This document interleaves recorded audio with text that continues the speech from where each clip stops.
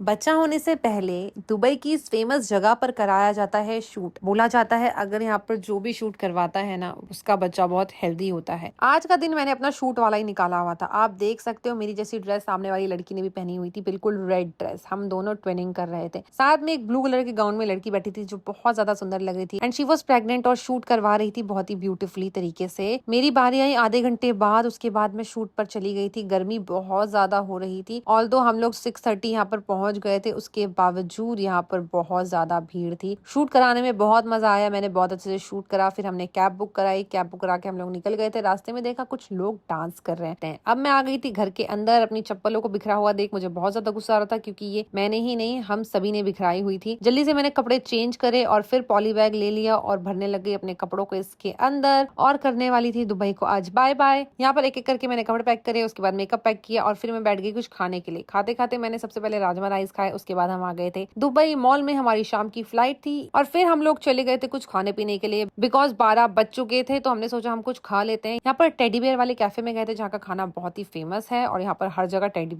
Bears थे। ये देखकर मैं बहुत ज्यादा खुश हो गई थी। और फिर आया था हमारा पास्ता। ट्रस्ट में ये पास्ता और ये स्पेगेटी बहुत टेस्टी थी, पिज्जा से भी ज्यादा टेस्टी। यहाँ पर मैंने पिज्जा, स्पेगेटी और पास्ता यही खाना जरूरी समझा क्योंकि मैं एक ट्रिप पर थी और ट्रिप पर जब भी मैं जाती हूँ तो मैं कोई डाइटिंग नहीं फॉलो करती हूँ, इसीलिए मैंने खूब सारा पास्ता पिज्जा सब खाया। इंडिया आने के बाद मुझे पता था कि मैं कुछ नहीं इनमें से खाने वाली हूँ बिकॉज मुझे इंडिया में पसंद नहीं है ये सब खाना। अगर मैं इंडिया में हूँ तो मैं अपने घर का खाना पसंद करती हूँ। उसके बाद मैं छोटे छोटे बच्चों के लिए गिफ्ट्स लेने पहुंची जहाँ पर मुझे काफी अच्छे अच्छे गिफ्ट्स दिखे और फिर मुझे लेनी थी लबूबू डॉल, तो उसको भी देखने के लिए मैं पहुंची और उस लड़की ने मुझे बताया यहाँ पर एक भी लबूबू डॉल नहीं है, आगे वाली शॉप में है। तो मैं आगे वाली शॉप में पहुंची जिसमें लबूबू का प्राइस था 6 से 7 हजार रुपए थे, स्टार्टिंग ही थी। ये देखकर मेरे दिल की धड़कनें और ज्यादा बढ़ गई लेकिन मैं कुछ नहीं कर सकती थी, इसलिए मैंने सोचा चलो ले ही लेते हैं। ये दुबई की करेंसी में लिखा हुआ था, कहीं आप समझो मैं झूठ बोल रही हूँ। 350 रुपए की डॉल थी, नहीं 350 दिरहम की ये डॉल्स थी। उसके बाद मैंने कुछ क्यूट क्यूट सा स्टफ यहाँ से पिक किया और बिलिंग करा ली। यहाँ पर हो गई थी मेरी दुबई की शॉपिंग खत्म।